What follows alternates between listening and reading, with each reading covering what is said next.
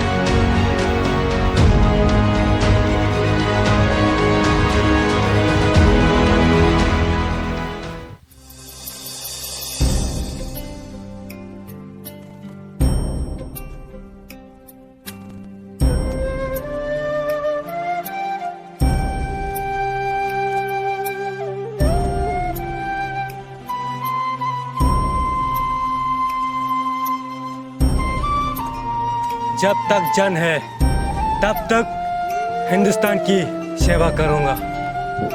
इस देश के लिए अगर जान में देने पड़े तो जान भी देंगे। जय हिंद।